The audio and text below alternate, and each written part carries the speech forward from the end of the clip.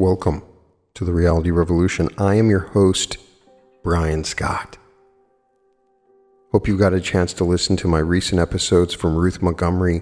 She's amazing, and I'm excited to return to her book, Aliens Among Us, and discuss a chapter she has on walk-ins from Sirius. If you check out my previous episodes on walk-ins, I have discussed what Ruth Montgomery found from her guides.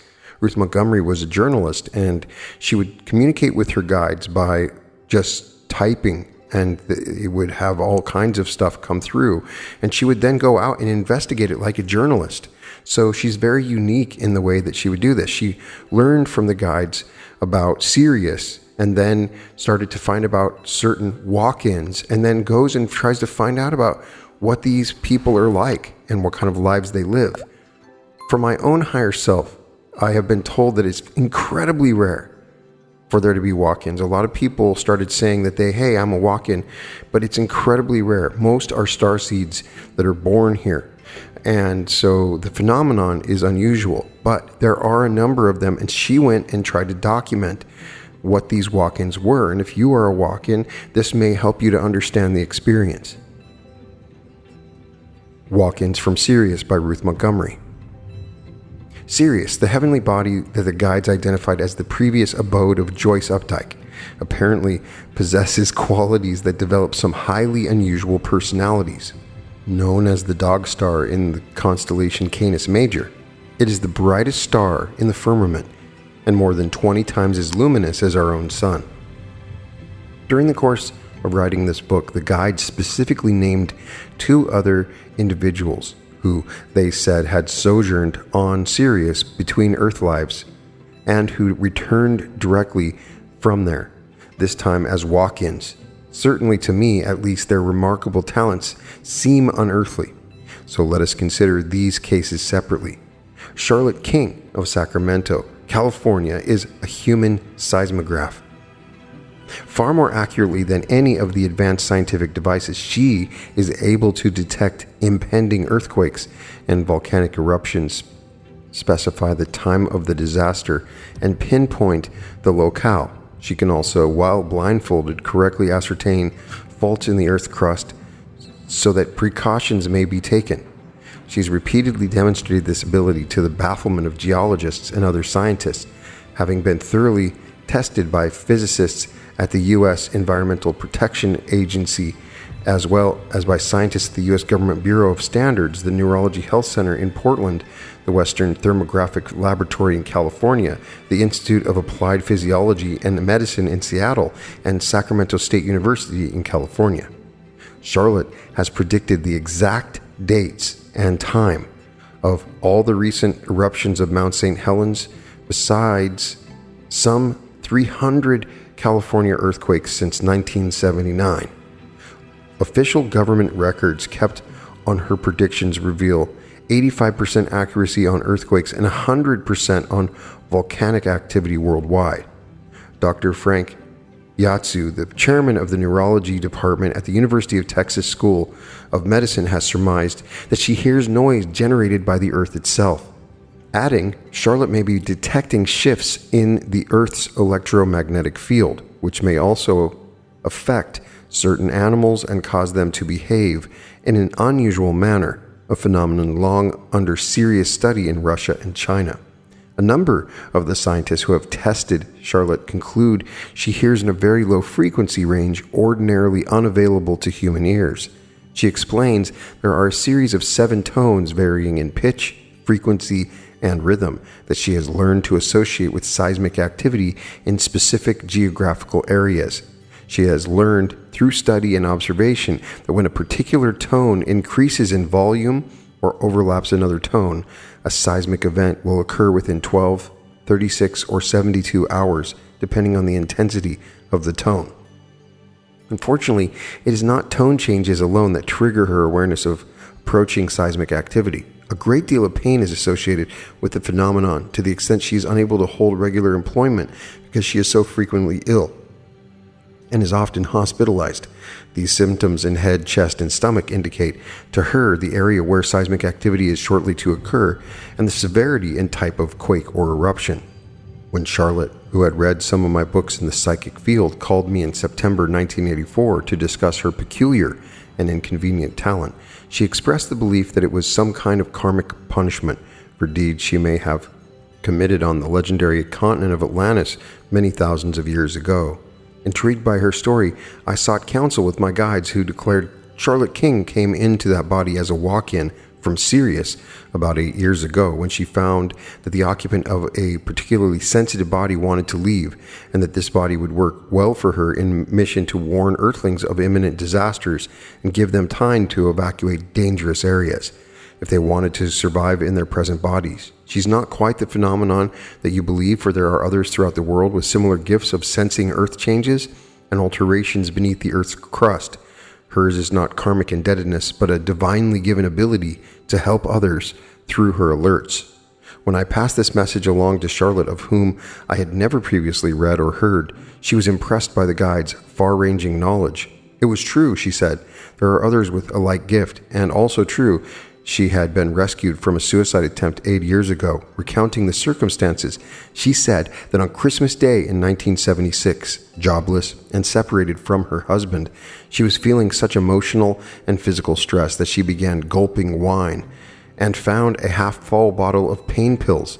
I decided to take them all, she recalls. I just wanted out to end the emotional and physical pain caused by constant sounds that I was hearing, sounds like foghorns that no one else could hear.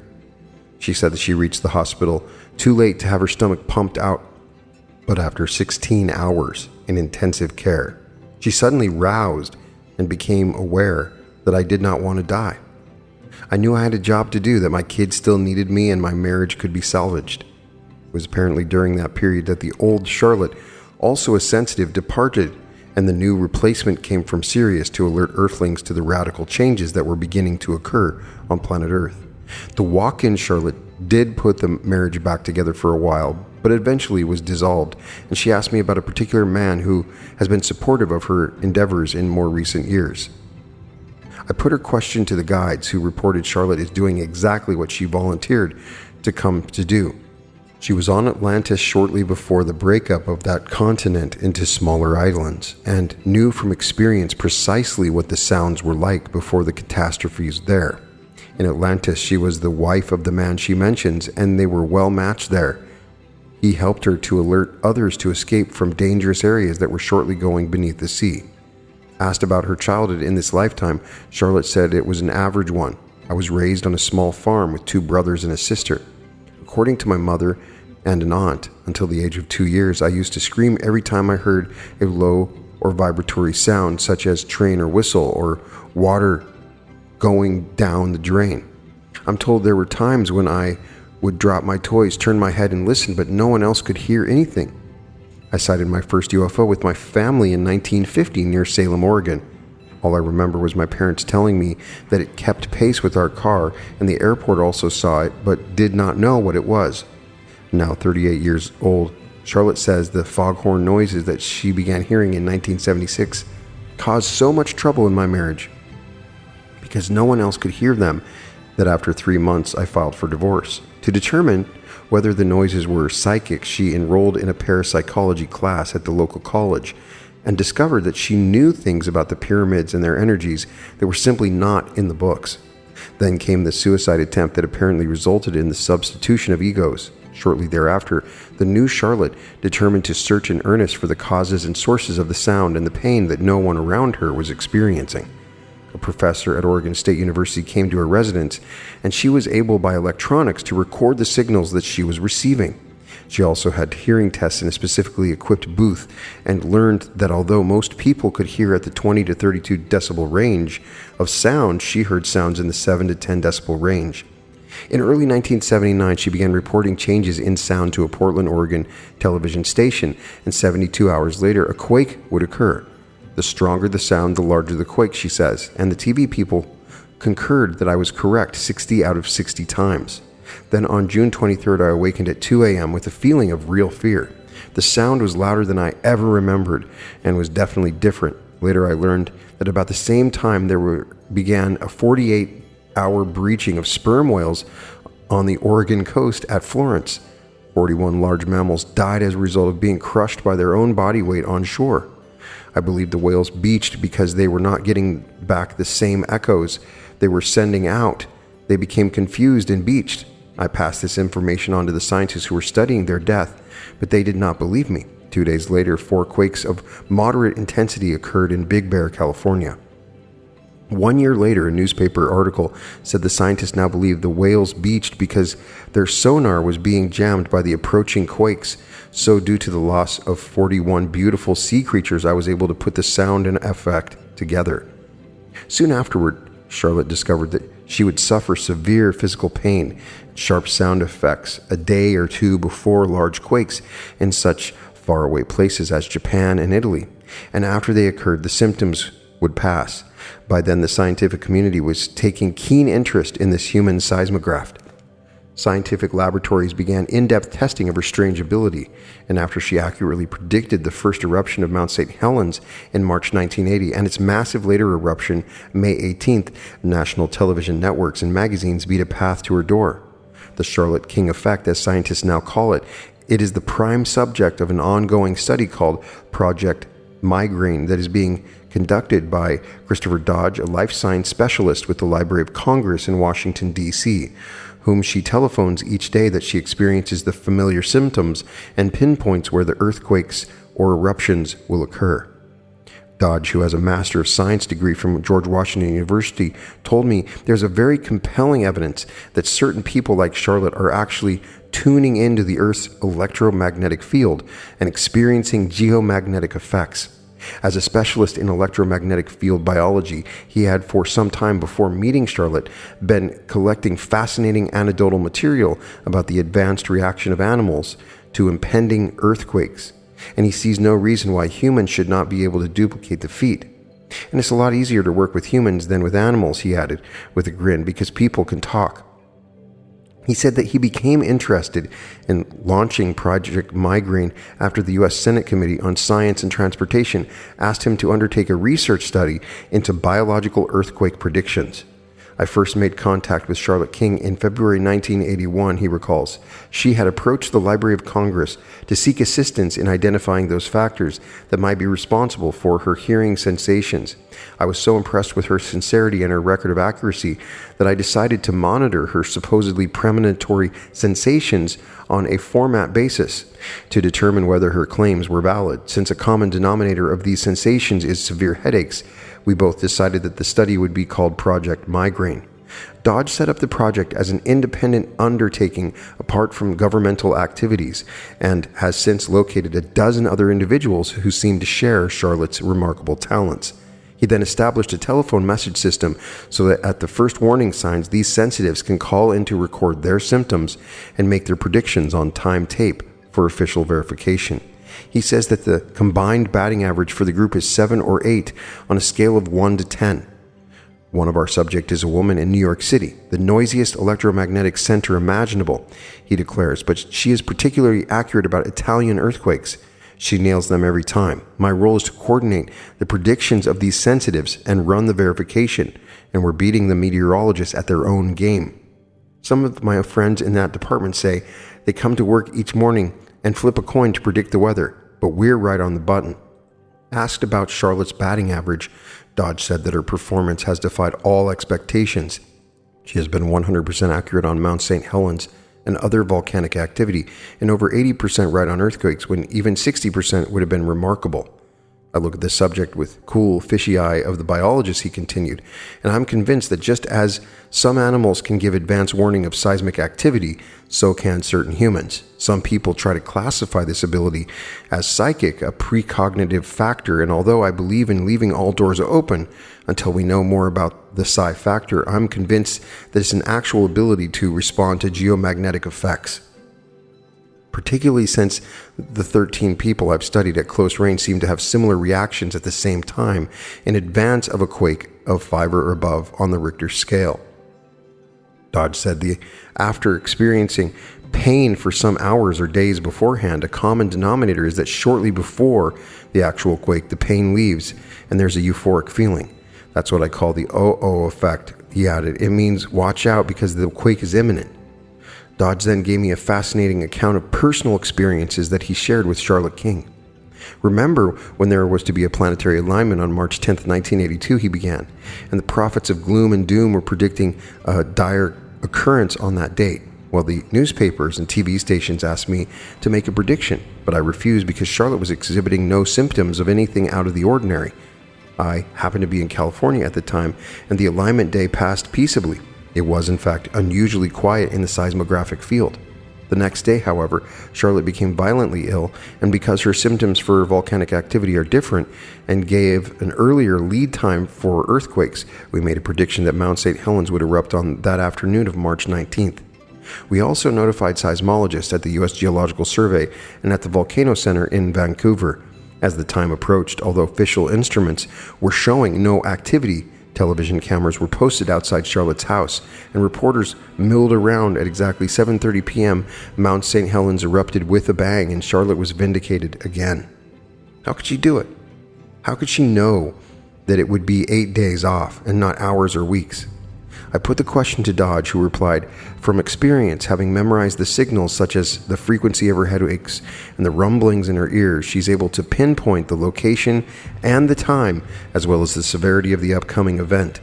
Charlotte herself says of the warning signs, the sensations change according to what the event is going to be. Steam bursts from a volcano are announced by building pressure in my temples and ears. An earthquake in the volcano is preceded by the pain in the center of my forehead. A series of 4 tones that cut off sharply means seismic activity in Northern California.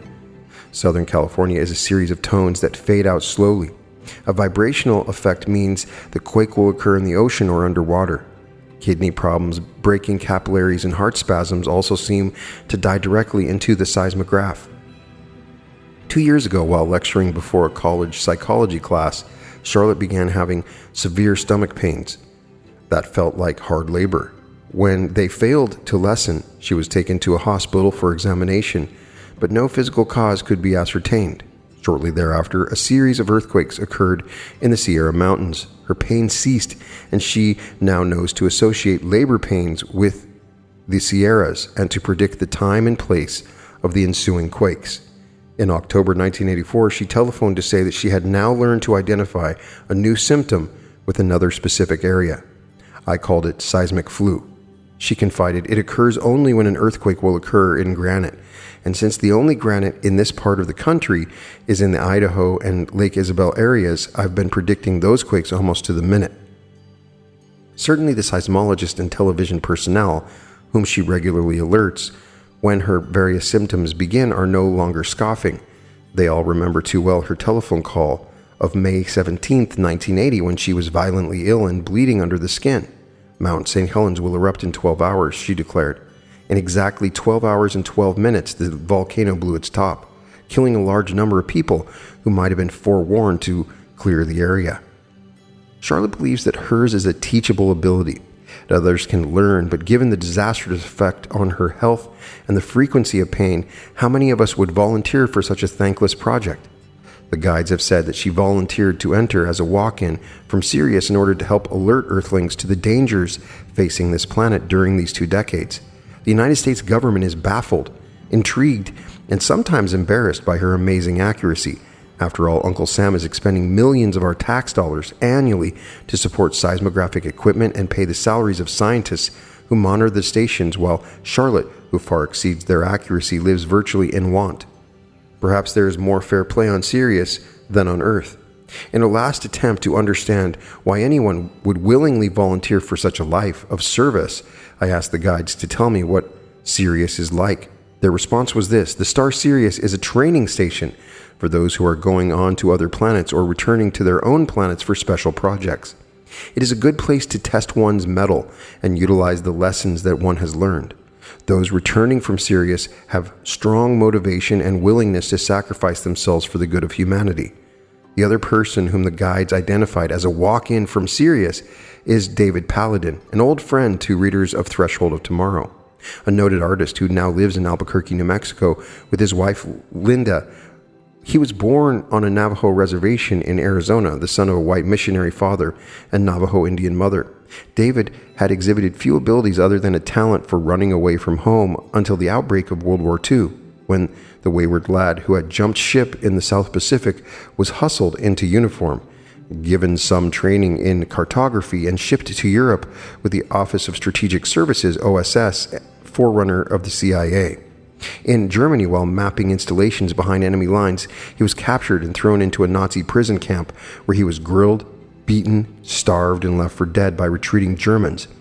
Advancing British troops found 120 abandoned bodies and tossed them into a boxcar for removal from Germany for burial, but in searching them for identification noticed a faint stir of life in one of them.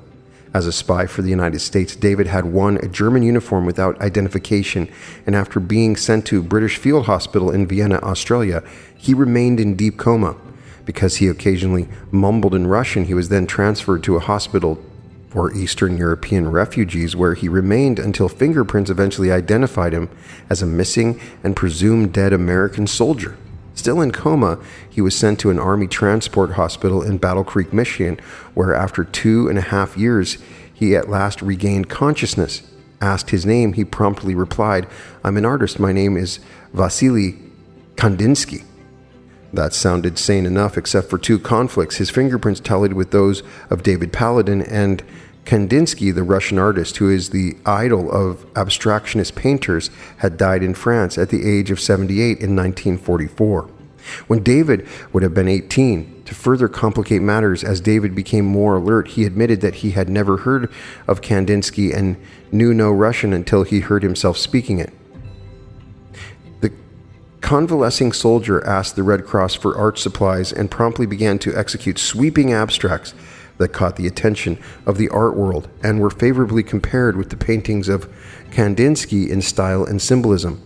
The rest of David's fascinating story is detailed in my previous book, but the Indian boy, with only a sixth grader education, now teaches at universities, conducts workshops and seminars in the parapsychology field, and continues to produce remarkable paintings that some critics feel surpass those of Kandinsky. Several years ago, the guides identified David to me as the walk-in soul of the famous Russian artist. More recently, when he confided to me that he has had contact with space beings, I asked the guides for comment, and they wrote, "David is a highly developed soul who comes from Sirius, a planetary system where those who have completed their Earth cycles go to learn how they may further serve humanity." They then related a curious story. Kandinsky, in later life, they asserted, had also been a walk-in from Sirius, and when the soul who is now called David Paladin was no longer able to keep that artist's body, he briefly returned to Sirius and then found the body of the soldier that he was able to revive for his work, which is concerned with the preparation of Earthlings for the new age. He needed a body which would serve him in a setting where he could do the most good. That was the body of an American with Indian roots. Puzzled, because I had not previously heard of a case of 2 successive walk-in appearances, I asked, was David in Sirius during the long period of coma or before? My guides calmly replied, in both cases he returned to revive the body from death, but spent most of the intervening time of coma on Sirius, until ready to resume an active Earth life in a well-functioning body. Not hard to comprehend if you realize that such highly developed souls are in and out of Earth lives quite easily, since they have mastered certain secrets as yet unknown to humankind. This whetted my interest to such an extent that I telephoned to ask David if he'd be willing to tell me about his experiences with the space people to whom he had fleetingly referred. David obliged with the following report.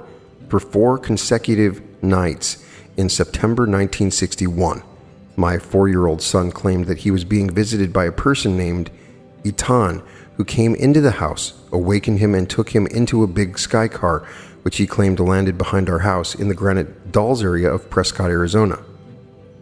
I paid little attention, believing it to be a childish fantasy.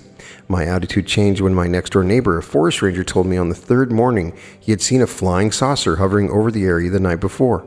He also claimed to have seen my son, accompanied by a tall, thin man dressed in white overalls, walking towards a strange greenish light in the rocky area behind our house.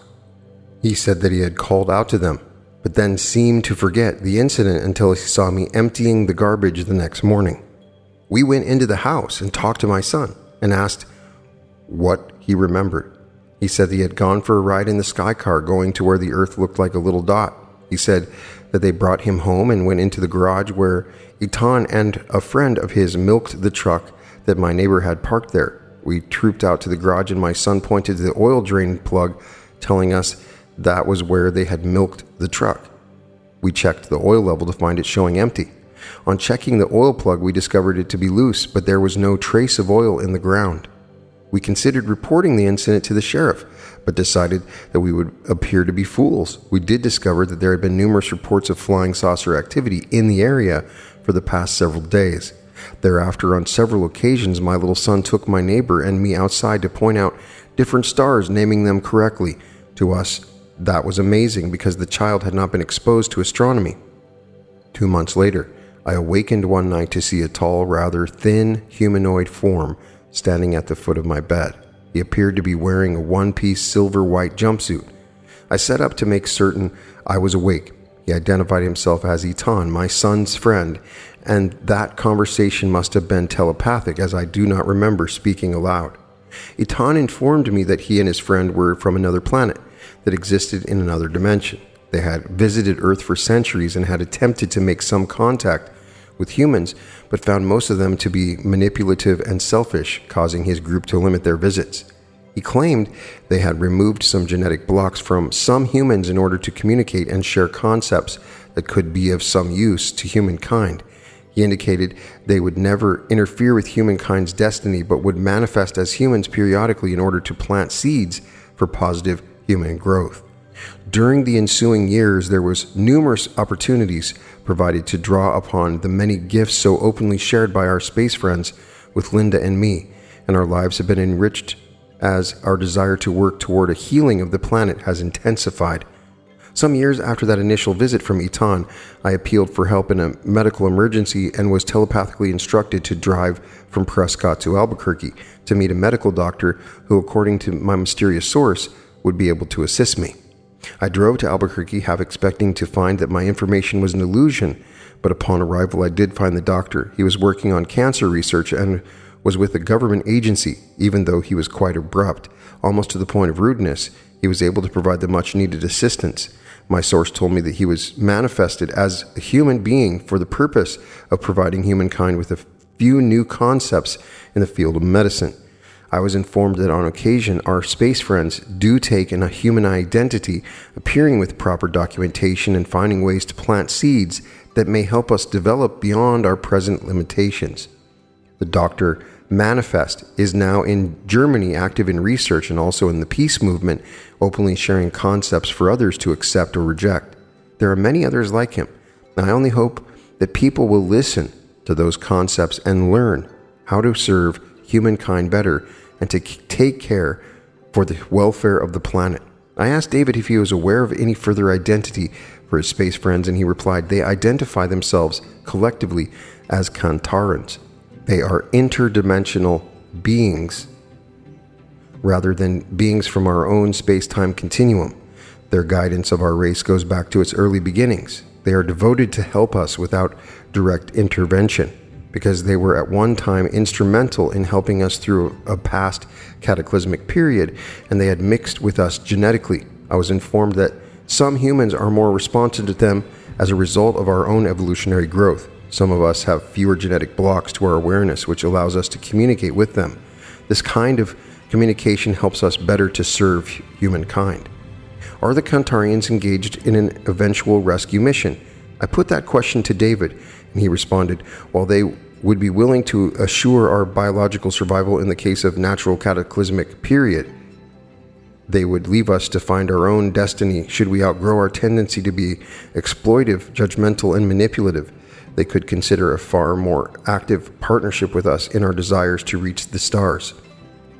My friends have insisted that we must accept the ultimate responsibility for our own fate as a species of beings. They would not prevent us from destroying ourselves. Only in the case of a natural cataclysm would they directly reach out to help. Then they would withdraw to allow us to utilize the concepts they have shared for our ultimate growth or destruction. Eager to know more about the Kantarians, I asked the guides whether they, like the Ashtar Command, have a circling fleet above us. This is their reply. The Kantarians come from Sirius, as did David Paladin, It is a remarkable star in that it gives free rein to development of all talents that are usable for the common good, and the Kantarians are indeed protectors of their people on the planet Earth, with whom they had early ties. Their fleet is smaller than the Ashtar group, but equally dedicated to helping Earthlings. Impossible to say how many will be taken off the Earth before the shift, as it depends in large measure on the willingness of those there to leave the Earth and go into orbit, and also to how many at that time will deserve rescue. The Kantarians will be helping with the alerts and assisting in rescue to some extent, although the Ashtar Command will be in charge of the actual rescue mission. As if in benediction, David Paladin sent me a personal message that he said his space friends had asked him to deliver. "Dear sister," it began, "concepts you share with others may well lead to a humanity that openly explores and celebrates its creativity, recognizing that the loving creative spirit is indeed the same as the Holy Spirit of your scriptures. It is our hope that humankind will listen to their inner voice and seek creative solutions to the problems that exist today, to build spiritual and moral foundation that will become their true heritage. Like a phoenix, it will rise from the ashes of any cataclysm that might threaten your planet. Even a cataclysm can be a great opportunity for change and growth. However, the seeds for that growth must be planted now."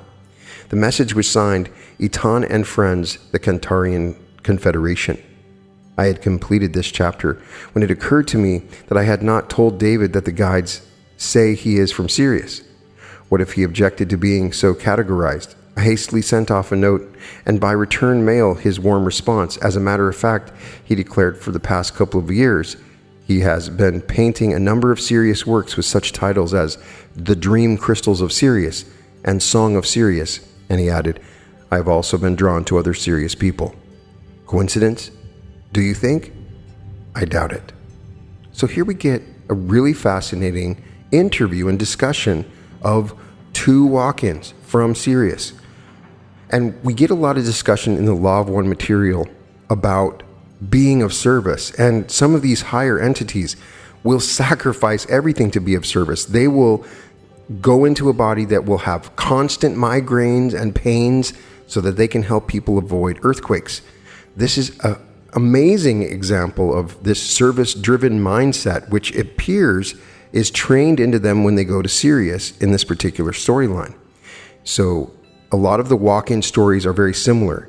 Somebody that is totally egoless, that jumps in to the fray with somebody who may not have been leading the best of lives, that wanted to start over somehow, and then boom, they come in and completely transform their lives and begin really being of service to people.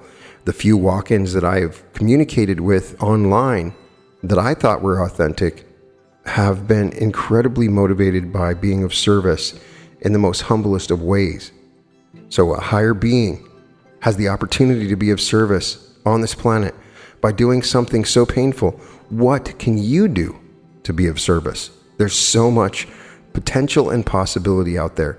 And the other thing I want to say is, after I did the walk-in episodes, I started getting weird messages like, what can I do to bring a walk-in? I just want to move on and give it all up, but I'd rather have a walk-in. Don't think like that.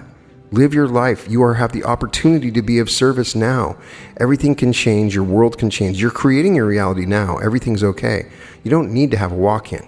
But these stories of walk-ins are fascinating, especially for those starseeds out there who are interested in this particular thing.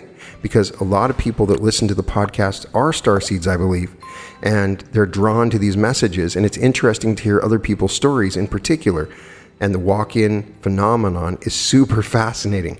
We'll definitely come back to this with 6 planetary travels and some other interesting chapters that Montgomery had.